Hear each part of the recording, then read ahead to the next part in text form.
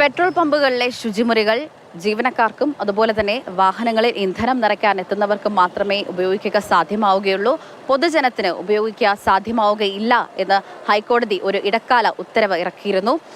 അതായത് ഈ petroleum traders welfare and legal services society ഒരു ഹർജി കോടതിയിൽ സമർപ്പിച്ചിരുന്നു. അതായത് ഈ പെട്രോൾ പമ്പുകളിലെ ശുചിമുറികൾ പൊതു ശൗചാലയമാക്കരുത് എന്ന് ചൂണ്ടിക്കാട്ടിയായിരുന്നു ഹർജി കോടതിയിൽ സമർപ്പിച്ചിരുന്നത്.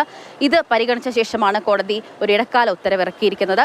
ഈ ഉത്തരവിലാണ് ഇന്ന് കോടതി തിരുത്തൽ വരുത്തിയിരിക്കുന്നത്. ഇന്ത്യൻ ഓയിൽ കോർപ്പറേഷനും അതുപോലെ തന്നെ കേന്ദ്ര ഗതാഗത മന്ത്രാലയത്തിന്റെ വാദങ്ങൾ പരിഗണിച്ച ശേഷമാണ് ഹൈക്കോടതി ഇത്തരത്തിൽ ഒരു ഇടക്കാല ഉത്തരവ് ഇറക്കിയിരിക്കുന്നത്.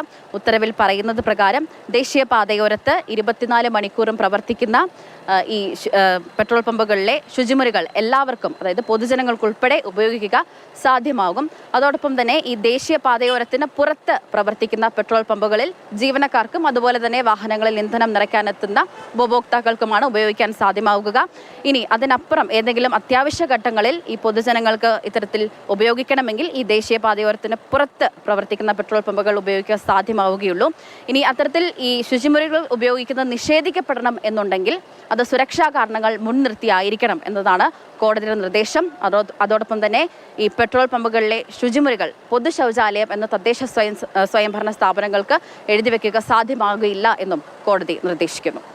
ക്യാമറമാൻ നിഖിൽ ജോസഫിനൊപ്പം സ്നേഹ മോഹനൻ, മാതൃഭൂമി ന്യൂസ്, കൊച്ചി.